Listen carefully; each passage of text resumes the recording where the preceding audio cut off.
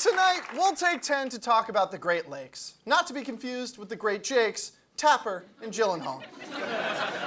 The Great Lakes are 5 interconnected bodies of water that collectively hold 1/5 of all of the fresh surface water on Earth, and supply the drinking water for 40 million people, and on top of that, are the only things keeping Michigan and Ontario from making out. The lakes, of course, include Lake Erie, named Erie after the feeling you get while in Western Pennsylvania. Lake Ontario, a lake that grows in size every time a Canadian apologizes. Lake Michigan, named Michigan because you can actually manufacture cars just using the parts you find in the water. Lake Superior, named because it lives in a renovated artist loft and calls itself an Insta-influencer. And Lake Huron, the 5th one. These lakes are so important that every year, scientists and activists from all over the country travel to Washington, D.C. to celebrate Great Lakes Day, a buck-wild rager where 150 lake-loving nerds tear up breakfast receptions and get totally obliterated on policy discussions with congressional representatives. It's time to test water quality, and time for these two to test how many shots of Bacardi they can down before meeting with Amy Klobuchar. Last year, it was 1.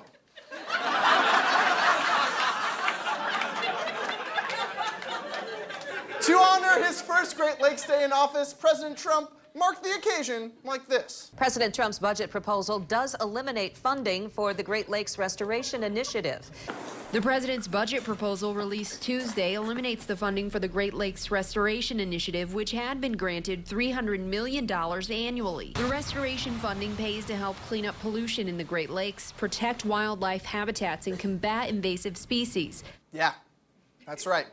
Trump proposed cuts on the Great Lakes Restoration Initiative on Great Lakes Day. That's like serving divorce papers on your wedding anniversary. Or waiting till take your daughter to work day to tell her that she's adopted. And that you spent her entire college fund on divorce lawyers. Now, you may be wondering why we would even need an initiative to restore the Great Lakes in the first place. The simple answer is, we fucked up. Badly. And to understand just how badly, we have to go back in time. See, for millennia, the Great Lakes have been isolated from the rest of the world, much like your homeschooled friend Josiah.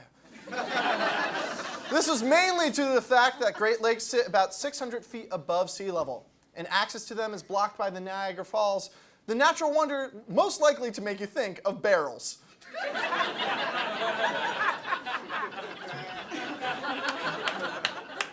But that majestic wall of water was no match for American businesses that wanted to open up the Great Lakes to international trade. Between 1825 and 1957, they constructed channels to allow ships that eventually created a single path all the way from the Atlantic Ocean to Duluth. It was dubbed the St. Lawrence Seaway, which sounds like a name better suited for a Catholic water park. Ooh, let's go down Confession Canyon. And much like any family's trip to a water park, it fell far below expectations. The channels were built too small, ports and companies weren't prepared to handle ships, and the rise of trucking made transporting goods by boat less cost-effective. It was a lot of build-up for a clunky, unusable mess that was almost immediately obsolete. Basically, it was the Microsoft Zune of shipping. But even though there wasn't much cargo going through the Great Lakes, something else was being brought there. Slimy, snake-like creatures with suction cup mouths lined with rings of sharp teeth and a rasping tongue. Sea lampreys are the vampires of the deep. Oh God! That looks like something that came out of Guillermo del Toro's Wet Dreams. That's right. Along with no money and no ships, the Seaway brought in giant razor-toothed megaleech from the Atlantic Ocean called lampreys. And they're just one of the nearly 200 different species from other parts of the world that have traveled through the Seaway to the Great Lakes. These are what biologists call invasive species, and they're a huge problem. See, before the St. Lawrence Seaway, the Great Lakes were what experts call ecologically naive. And I don't mean ecologically naive like your friend Ryan, who thinks a water table is something you buy at IKEA. I mean that the species who lived in the lakes have been isolated for so long that they aren't able to handle interactions with the outside world, again, much like your homeschooled friend Josiah. And this was the case with the lampreys. When they first arrived in the Great Lakes, lampreys decimated native fish populations and nearly eradicated the once common lake trout. Basically, lampreys sucked the life out of native fish just like a dare officer at a rave. The US currently spends $20 million every year to pump poison into lakes and streams to kill lampreys. But luckily, at least one survived, so this guy can examine the species up close. Now I'm going face to face, fang to vein, with a real living vampire. And that's a strange feeling. That's a very strange feeling. There's suction, but there's something sharp going on as well. Okay, you have to give it to him. Only a British man can describe the feeling of a giant suction worm biting his neck like it's a fine wine. I'm getting a fascinating, tingling pain sensation from this bear chewing my leg. I'm starting to sense notes of, je ne sais quoi, dread. But don't worry, he has more insights to share. The thing is, if you get these things attached, you're actually going to want to get them off. Thank you for clearing that up. My first thought was to keep the blood-sucking vampire snake attached to my neck, but, you know, it was so confused. I really appreciate you clearing that up. And the problem doesn't just stop there, because when you mess with the ecosystem, it's like playing Jenga while wearing Hulk hands. No matter how careful you try to be, you're going to do some damage. See, lake trout were predators, so once all the trout got nosferatu'd by lampreys, no one was around to eat these little guys, another invasive species from the Atlantic called alewives. Without the trout, their numbers exploded. In 1962, alewives made up about 17% of all of the fish in Lake Michigan. By 1965, that number jumped to 90%. That's like going from the number of middle-aged dads at a Taylor Swift concert to the number of middle-aged dads at a Blues Traveler concert.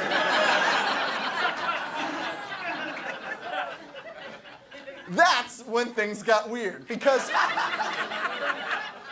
in Lake Michigan, not the Blues Travelers concert. Because alewives aren't native to the Great Lakes, and they were never supposed to be there in the first place. They are more out of place than Eric Polson at a poetry slam, your grandmother in a game of spin the bottle, or Mark Dayton singing in a Hamilton parody. His father performed, word got around, and they said this kid's insane, man. Don't need no collection just to send him off to Yale, man. Get your education, don't forget from whence you came, and the state's gonna know your name. What's your name, man? Governor Mark Dayton.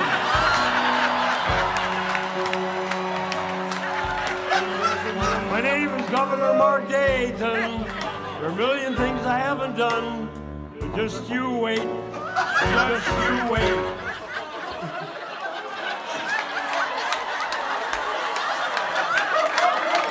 Yeah.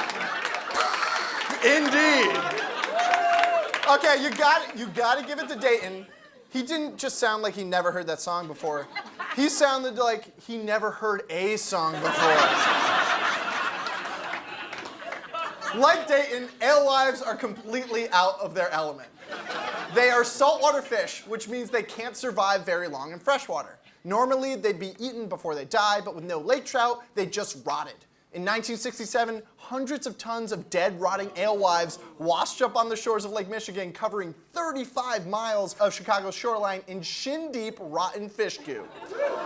Yeah, that's the kind of unnatural horror usually reserved for pharaohs who refuse to let Jews go. But possibly the most devastating species is a little less visible. The zebra mussel, and especially its cousin, the quagga mussel, have spread from the Great Lakes region like a virus. That's right. You may have heard of zebra mussels if you've spent time near boat landings or the Lifetime Fitness by the Como Zoo. Unlike lampreys and alewives, zebra and quagga mussels didn't swim here on their own. Instead, they hitched a ride in the ballast tanks of shipping containers coming from the Black Sea. That's right, it's not enough that we opened the door to these species, now we're basically their Uber driver.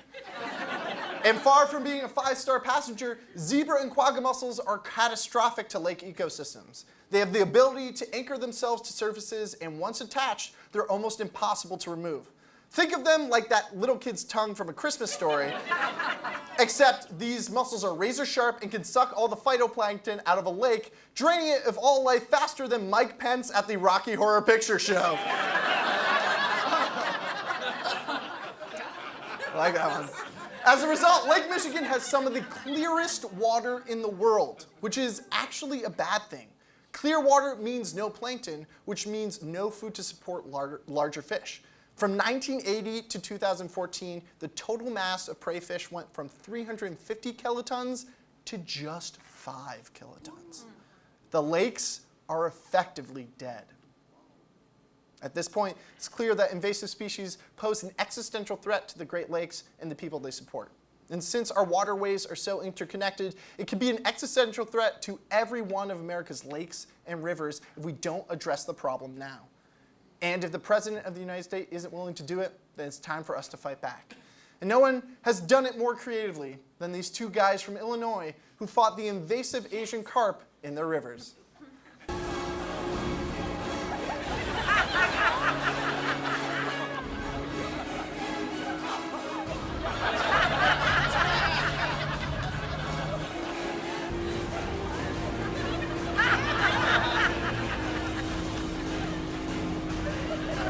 Yeah, that's right. Give it up for those guys. Because they combat invasive species the only way they know how, through combat. They literally became the predator in every sense of the word. And if anyone can follow their lead, it's Minnesota, a state that elected an actor from Predator as governor. But beyond fish slashing, we need widespread policy at every level to combat invasive species. The problem is a lot of people don't notice the damage of invasive species because it's literally happening under the surface. Most of the time, it takes a huge catastrophe before elected officials take notice. It took the Cuyahoga River in Ohio catching on fire before people started to pressure lawmakers to pass the Clean Water Act. We need to do something similar with the Great Lakes. But since we couldn't afford to attach a sea lamprey to the neck of every Minnesota lawmaker, we at Minnesota Tonight decided to make a movie that would scare people into action. Take a look. And that's the last of it. Let's hit the road. It started out as a simple weekend up at the lake. Wow, Chad, I can't believe your uncle's letting us use his cabin this weekend. Yeah, I can't wait to go swimming. I don't know, you guys. I've been doing some reading. Oh, chill out, Lizzie. Don't be such a nerd. It's a lake. What's the worst that could happen? Oh, you jerk. I wasn't scared at all. But little do they know what lurks just beneath the surface. Chad, what's that on your back? What the hell? Dude, what's going on here? I don't know. But I'm gonna find out. Just when you thought it was safe to go back in the water. Hey guys, I don't know what these little white fish are, but there's a lot of them. How many if you'd have to estimate? Almost 90% total fish biomass. That's unsustainable. Witness a vision of horror unlike anything you've seen before. Chad! Chad! Oh, can you see where he went? The water's clear. Too clear. Almost as if the level of phytoplankton has decreased by 80% since 2001. Let's get out of here. Okay. It won't start! What's the matter? The engine! It's full of mussels! Critics are raving. Important. An example of man's hubris. And kind of scary, yeah, but not like in an way. Come on, pick up, damn it! Pick up! Hello? Okay. Well? The invasive species are coming from inside the ballast tank. From the people who brought you the Cuyahoga River fire and the failed St. Lawrence Seaway. It's coming right for us! What are we gonna do?